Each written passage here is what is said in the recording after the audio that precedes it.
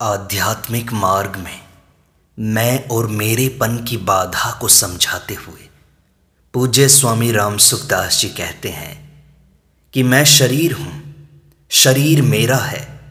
यह मान्यता ही खास भूल है, यही मूल भूल है। आप विचार करो कि शरीर मिला है और मिली हुई चीज़ अपनी नहीं होती। अपनी चीज़ सदा ही अपनी रही है, कभी बिछुड़ती नहीं। शुरू से अंत तक अपनी रहती है, परंतु मिली हुई चीज़ सदा अपने पास नहीं रहती, बिछुड़ जाती है। अतः वह अपनी कैसे हो सकती है? स्वयं तो पहले भी था और बाद में भी रहेगा। बीच में शरीर मिला तो स्वयं कैसे हुआ? श्रीमद् भगवद गीता में भगवान श्री कृष्ण कहते हैं, इदं शरीरम कौन्तेय क्षेत्रम मित्यभिधीयते एतद् यो वेत्ति तं प्राहुः क्षेत्रज्ञ इति तद्विदः।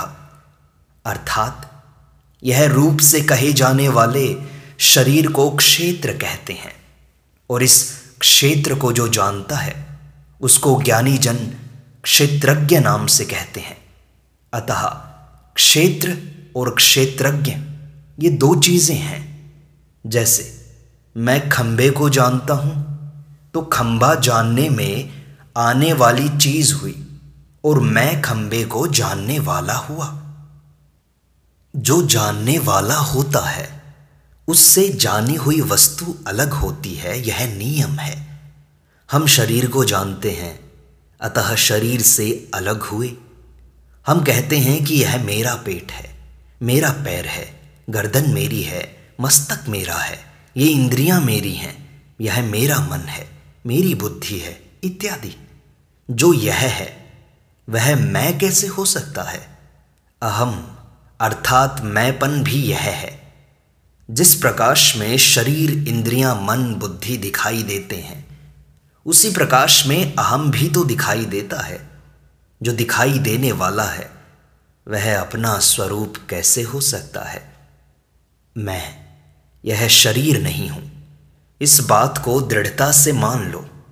मैं न कभी शरीर था, न कभी शरीर हो सकता हूं, न शरीर रहूंगा और न अभी वर्तमान में मैं शरीर हूं।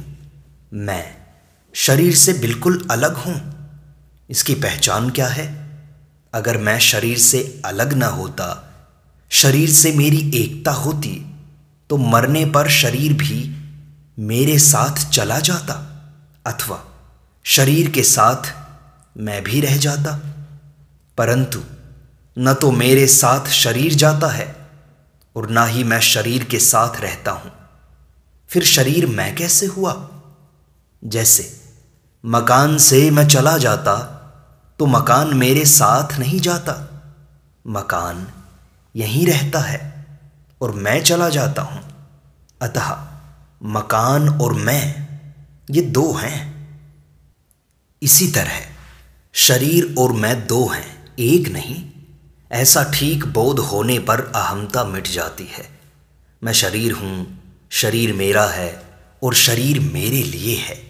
ये तीन खास भूलें हैं। वास्तव में न तो मैं शरीर हूँ, न शरीर मेरा है और न ही शरीर मेरे लिए है। शरीर मेरे लिए कैसे नहीं? मैं नित्य निरंतर रहने वाला हूँ और शरीर नित्य निरंतर बदलने वाला है। यह शरीर नित्य निरंतर मेरे से वियुक्त हो रहा है। कोई ऐसा क्षण नहीं है जिस क्षण में यह मेरे से वियुक्त न होता हो। मनुष्य मानता है कि जब शरीर मर जाता है तब शरीर का वियोग होता है, अतः जन्म से मृत्यु तक शरीर हमारा रहा। यह बड़ी स्थूल दृष्टि से मानना है। वास्तव में सूक्ष्म दृष्टि से देखा जाए तो शरीर प्रतिक्षण ही मर रहा है। मान लो कि किसी की आयु 100 वर्ष की है और वह 1 वर्ष का हो गया, तो क्या अब 100 वर्ष की रही उसकी आयु? अब तो 99 वर्ष की ही बाकी रही। दृष्टि इस तरफ होती है कि बालक बढ़ रहा है। बिल्कुल गलत बात है। बालक तो घट रहा है। हम भी यही सोचते हैं कि हम बढ़ रहे हैं, हम जी रहे हैं। बिल्कुल झूठी बात है। सच्ची बात तो यह है कि हम मर रहे हैं। जैसे मरने के बाद शरीर से वियोग हो जाता है, ऐसा हम मानते हैं, ऐसे ही हमारा शरीर से प्रतिक्षण वियोग हो रहा है। अतः जो हरदम वियुक्त होता है वह मेरे लिए कैसे हो सकता है? विचार करें कि शरीर पर मेरा आधिपत्य चलता है क्या? अगर चलता है तो शरीर को बीमार मत होने दो, कमज़ोर मत होने दो, कम से कम मरने तो मत ही दो। जब इस शरीर पर हमारा आधिपत्य चलता ही नहीं तो फिर यह मेरा कैसे हुआ? बालकपन में जो मैं था वही मैं अब भी हूँ। अपना होनापन तो निरंतर वैसा का वैसा दिखाई देता है, पर शरीर निरंतर बदलता है। अतः शरीर मैं कैसे हुआ? शरीर की एकमात्र संसार के साथ एकता है। जिन 5 तत्वों से यह संसार बना है, उन्हीं 5 तत्वों से यह शरीर बना है। शरीर हमें संसार की सेवा के लिए मिला है, अपने लिए नहीं। हमारे को शरीर क्या निहाल करेगा? शरीर हमारे क्या काम आएगा? शरीर को अपना और अपने लिए न मानकर, अपितु संसार का और संसार के लिए ही मानकर उसको संसार की सेवा में लगा दें, यही हमारे काम आएगा। आपको शंका हो सकती है कि इस शरीर से हम जप करते हैं, ध्यान करते हैं, चिंतन भी करते हैं, सेवा करते हैं, तो यह शरीर हमारे ही तो काम आया। वास्तव में शरीर आपके काम नहीं आया, कारण कि आपके स्वरूप तक तो कोई क्रिया और पदार्थ पहुंच ही नहीं सकता। जप ध्यान आदि करने से विवेक विकसित होता है और अंतःकरण में संसार का महत्व मिट जाता है। विवेक की पूर्ण जागृति होने पर संसार से संबंध विच्छेद हो जाता है। संसार से संबंध विच्छेद होते ही नित्य प्राप्त परमात्म तत्व का अनुभव हो जाता है। कारण कि नित्य प्राप्त परमात्म तत्व का अनुभव जड़ शरीर संसार के द्वारा नहीं होता, अपितु शरीर संसार से संबंध विच्छेद होने पर होता है। शरीर संसार से संबंध विच्छेद विवेक से होता है, क्रिया से नहीं। अतः शरीर हमारे काम नहीं आया, शरीर से संबंध विच्छेद ही हमारे काम आया। शरीर को अपने लिए मानेंगे तो शरीर से संबंध जुड़ेगा। हम परमात्मा का चिंतन करते हैं तो उसमें मन बुद्धि लगाते हैं। मन बुद्धि प्रकृति के हैं कि आपके हैं? ये तो प्रकृति के हैं, प्रकृति पर है और आप स्वयं स्व हैं। अतः परमात्मा का चिंतन करने में आपको पराधीन होना पड़ेगा, जड़ का सहारा लेना पड़ेगा। ध्यान लगाओ तो जड़ का सहारा लेना पड़ेगा, परंतु चिन्मयता में स्थिति जड़ता के त्याग से होगी। जड़ता की सहायता लेने से, जड़ता की आवश्यकता समझने से उसका त्याग कैसे करेंगे? जब शरीर आदि जड़ चीजों से संबंध विच्छेद करने से ही कल्याण होगा, तो फिर ये शरीर आदि हमारे क्या काम आए? इस बात को ठीक तरह से समझें कि शरीर हमारे लिए कैसे हुआ। आप भजन ध्यान करो, दान पुण्य करो, सेवा करो, पर ये सब कल्याण करने वाले तब होंगे जब आपका यह भाव होगा कि ये सब मेरे नहीं हैं और मेरे लिए नहीं हैं। जब ये मेरे और मेरे लिए नहीं है तो फिर इनको करे ही क्यों? इनको इसलिए करना है कि हमने दूसरों से लिया है। शरीर भी तो दूसरों से मिला है, अन्न जल भी दूसरों से मिला है, हवा भी दूसरों से मिलती है। हम रास्ते पर चलते हैं तो सड़क भी दूसरों से मिली है, छाया दूसरों से मिली है, मकान दूसरों से मिला है। दूसरों से मिली हुई चीज़ दूसरों की सेवा में लगा देनी है, जिससे कर्जा उतर जाए। पुराना कर्जा उतार देना है और नया कर्जा लेना नहीं है। यह हमारे काम आ जाए, यह हमारी बात माने, हमारा कहना माने, यह इच्छा रहेगी तो नया कर्जा चढ़ता रहेगा। जड़ आपके काम कैसे आएगा? आप तो चेतन हो। तो हम क्या करें? जड़ता से पिंड छुड़ाने के लिए चाहे संसार की सेवा करें, चाहे भगवान की सेवा करें, अपने लिए कुछ न करें। गीता में आया है, दातव्यम इति यद दानम दीयते नुपकारिणे देशे काले च पात्रे च तद्दानम सात्विकम स्मृतम। दान देना कर्तव्य है। ऐसे भाव से जो दान देना काल और पात्र के प्राप्त होने पर अनुपकारी को दिया जाता है, वह दान सात्विक कहा गया है। श्लोक में व्याकरण की एक आश्चर्य की बात आई है। भगवान ने अनुपकारिणे पद में चतुर्थी विभक्ति दी है और देशे काले च पात्रे च पदों में सप्तमी विभक्ति दी है। कम से कम पात्रे च में तो सप्तमी विभक्ति नहीं कहनी चाहिए थी, पात्राय कहना चाहिए था। वहां सप्तमी कैसे हो गई? इसका तात्पर्य है, पूरा तो भगवान जाने और व्यास जी महाराज जाने, अपने को तो पता नहीं। हम कोई विद्वान तो है नहीं, परंतु हमारी धारणा में देशे काले च पात्रे च का अर्थ है देश काल और पात्र की प्राप्ति होने पर। अनुपकारिणे का अर्थ है कि उपकार करने वाले को दान मत दो, ये मत मानो, ये अर्थ नहीं लेना है। अपितु जिसने हमारा उपकार किया है उसको देने में दान मत मानो। अनुपकारी का अर्थ है जिसने पहले कभी हमारा उपकार नहीं किया, अभी भी उपकार नहीं करता है और भविष्य में भी उससे किंचित मात्र भी उपकार की आशा नहीं है। ऐसे अनुपकारी को निष्काम भाव से दान देना सात्विक दान है। तात्पर्य यह हुआ कि देश काल और पात्र के प्राप्त होने पर अपना संबंध न रखते हुए दान दिया जाए। अगर उपकारी को दान दिया जाएगा तो दान के साथ संबंध जुड़ने से वह राजस दान हो जाएगा। कारण कि राग अर्थात संबंध जोड़ना रजोगुण का स्वरूप है। दान के साथ संबंध न रहने से सात्विक दान वास्तव में दान नहीं है, यह तो त्याग है। जैसे दान का हमारे साथ संबंध न रहे, ऐसे ही जप ध्यान का भी हमारे साथ संबंध न रहे, सेवा का भी हमारे साथ संबंध न रहे।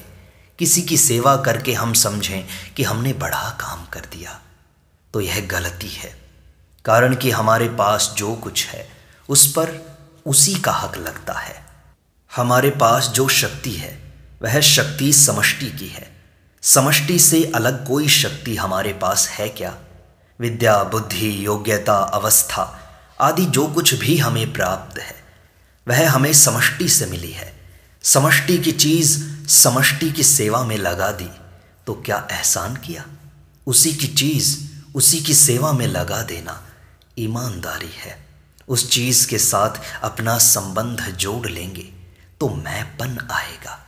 मैंपन आने से मेरापन भी आएगा और मेरे लिए भी आएगा। न तो यह मैं हूँ और न ही यह मेरा है। जो यह होता है वह मैं नहीं होता और जो मैं होता है वह यह नहीं होता। शरीर यह है, मन यह है, बुद्धि यह है, प्राण यह है, मैंपन भी यह है। अतः ये सब हमारा स्वरूप कैसे हुए? शरीर संसार के साथ माना हुआ मैं मेरेपन का संबंध ही जन्म मरण का कारण है। अतः इस संबंध को जल्दी से जल्दी मिटा देना चाहिए। देखो, जितनी भी आसुरी शक्ति है, दुर्गुण दुराचार हैं, वे सब अभिमान की छाया में रहते हैं। मैं हूँ इस प्रकार जो अपना होनापन है वह उतना दोषी नहीं है जितना अभिमान दोषी है।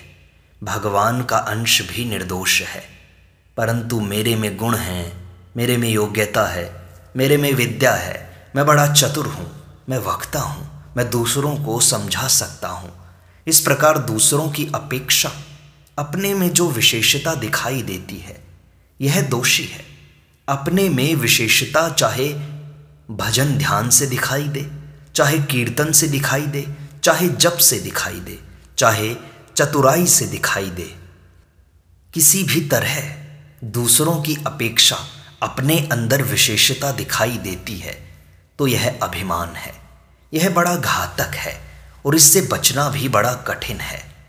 अभिमान जाति को लेकर ही होता है, वर्ण को लेकर भी होता है, आश्रम को लेकर भी होता है, विद्या को लेकर भी होता है, बुद्धि को लेकर भी होता है।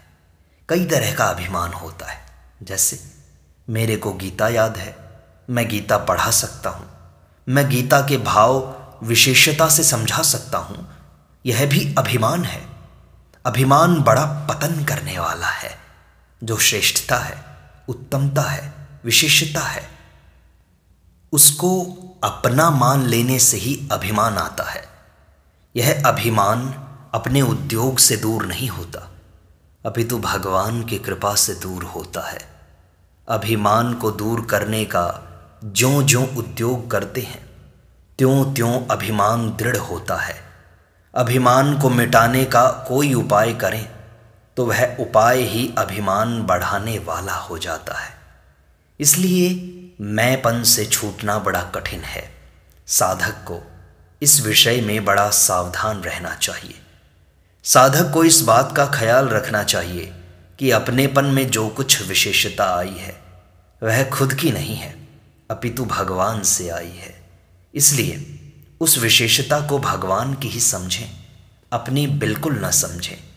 अपने में जो कुछ विशेषता दिखाई देती है वह प्रभु की दी हुई है। ऐसा दृढ़ता पूर्वक मानने से ही अभिमान दूर हो सकता है। मैं जैसा कीर्तन करता हूँ वैसा दूसरा कोई नहीं कर सकता। दूसरे इतने हैं पर मेरे जैसा करने वाला कोई नहीं है। इस प्रकार जहाँ दूसरे को अपने सामने रखा कि अभिमान आया। साधक को ऐसा मानना चाहिए कि मैं करने वाला नहीं हूँ, अपितु यह तो भगवान की कृपा से हो रहा है। जो विशेषता आई है वह मेरी व्यक्तिगत नहीं है। अगर व्यक्तिगत होती तो सदा रहती, उस पर मेरा अधिकार चलता। ऐसा मानने से ही अभिमान से छुटकारा हो सकता है। भगवान की कृपा है कि वे किसी का अभिमान रहने नहीं देते। इसलिए अभिमान आते ही उसमें टक्कर लगती है। भगवान विशेष कृपा करके चेताते हैं कि तू कुछ भी अपना मत मान, तेरा सब काम मैं करूंगा। भगवान अभिमान को तोड़ देते हैं, उसको ठहरने नहीं देते। यह उनकी बड़ी अलौकिक विचित्र कृपा है। जिसमें अभिमान रह जाता है वह राक्षस हो जाता है। हिरण्यकशिपु, हिरण्याक्ष, रावण, दंतवक्त्र, शिशुपाल आदि सब में अभिमान आ गया था। मैंपना ज़्यादा बढ़ गया था। अभिमान के कारण वे किसी को नहीं गिनते, भगवान को भी नहीं गिनते। उनके अभिमान को दूर करने के लिए भगवान अवतार लेते हैं और कृपा करके उनका नाश करते हैं। वास्तव में भगवान मनुष्य को नहीं मारते हैं, अपितु उसके अभिमान को मारते हैं। जैसे फोड़ा हो जाता है तो वैद्य लोग पहले उसको पकाते हैं, फिर चीरा लगाते हैं। ऐसे ही भगवान पहले अभिमान को बढ़ाते हैं, फिर उसका नाश करते हैं। इस विषय में वे किसी का कायदा नहीं रखते। भगवान का स्वभाव बड़ा विचित्र है। दूसरे मनुष्य तो हमारा कुछ भी उपकार करते हैं तो एहसान जनाते हैं कि तेरे को मैंने ऊंचा बनाया, पर भगवान सब कुछ देकर भी कहते हैं मैं तो हूँ भगतन का दास, भगत मेरे मुकुटमणि। भगवान यह नहीं कहते कि मैंने तुझे ऊंचा बनाया है, अपितु खुद उसके दास बन जाते हैं। इतना ही नहीं, भगवान उसको पता ही नहीं चलने देते कि मैंने तुझे इतना दिया है। मनुष्य के पास शरीर, इंद्रियां, मन, बुद्धि आदि जो कुछ है वह सब भगवान का ही दिया हुआ है। वे इतना छिपकर देते हैं कि मनुष्य इन वस्तुओं को अपना ही मान लेता है कि मेरा ही मन है, मेरी ही बुद्धि है, मेरी ही योग्यता है, मेरी ही तो सामर्थ्य है, मेरी ही समझ है। यह तो देने वाले की विलक्षणता है कि मिली हुई चीज़ अपनी ही मालूम दिखाई देती है। अगर आँखें अपनी हैं तो फिर चश्मा क्यों लगाते हो? आँखों में कमजोरी आ गई तो उसको ठीक कर लो। शरीर अपना है तो उसको बीमार मत होने दो, मरने मत दो। देने वाले की इतनी विचित्रता है कि वे यह जनाते ही नहीं कि मेरा दिया हुआ है सब। इसलिए मनुष्य मान लेता है कि मैं समझदार हूँ, मैं वक्ता हूँ, मैं पंडित हूँ, लेखक हूँ। वह अभिमान कर लेता है कि मैं इतना जप करता हूँ, इतना भजन करता हूँ, इतना ध्यान करता हूँ, इतना पाठ करता हूँ। विचार करना चाहिए कि यह किस शक्ति से कर रहा हूँ, यह शक्ति कहाँ से आई है। अर्जुन वही थे, गांडीव, धनुष और बाण भी वही थे, पर डाकू लोग गोपियों को ले गए। अर्जुन कुछ नहीं कर सके। अर्जुन ने महाभारत युद्ध में विजय कर ली तो यह उनका बल नहीं था, अपितु जो उनके सारथी बने थे उन भगवान श्री कृष्ण का बल था। गीता में भगवान ने कहा भी है कि ये सभी मेरे द्वारा पहले से ही मारे हुए हैं। हे सव्यसाचिन, तुम तो निमित्त मात्र बन जाओ। संतों की वाणी में एक बड़ी विचित्र बात आई है कि भगवान ने संसार को मनुष्य के लिए बनाया और मनुष्य को अपने लिए बनाया। तात्पर्य है कि मनुष्य मेरी भक्ति करेगा तो संसार की सब वस्तुएं उसको दूंगा, उसको किसी बात की कमी रहेगी ही नहीं, सदा के लिए कमी मिट जाएगी। पर वह भक्ति न करके अभिमान करने लग गया। जहां मन में अपनी बुद्धि, बल, विद्या इत्यादि की बात आने लग जाए वहीं अभिमान आ गया कि ऐसा हमने किया, वैसा हमने किया। इस अभिमान से बचने के लिए भगवान को पुकारो। अपने बल से नहीं बच सकते, अपितु भगवान की कृपा से ही बच सकते हैं। भगवान की स्मृति समस्त विपत्तियों का नाश करने वाली है। इसलिए भगवान को याद करो, भगवान का नाम लो, भगवान के चरणों की शरण लो। उनके सिवाय और कोई रक्षा करने वाला नहीं है। भगवान के बिना संसार मात्र अनाथ है। भगवान के कारण ही संसार सनाथ है। चलती चक्की में आकर सब दाने पिस जाते हैं, पर जिस कील के आधार पर चक्की चलती है उस कील के पास जो दाने चले जाते हैं वे पिसने से बच जाते हैं। इसलिए प्रभु के चरणों की शरण लो और प्रभु को पुकारो। इसके सिवाय मैं मेरेपन से बचने का कोई उपाय नहीं है। इस प्रकार सत्संग का यह भाग संपूर्णता को प्राप्त होता है। शेष अगले अंक में।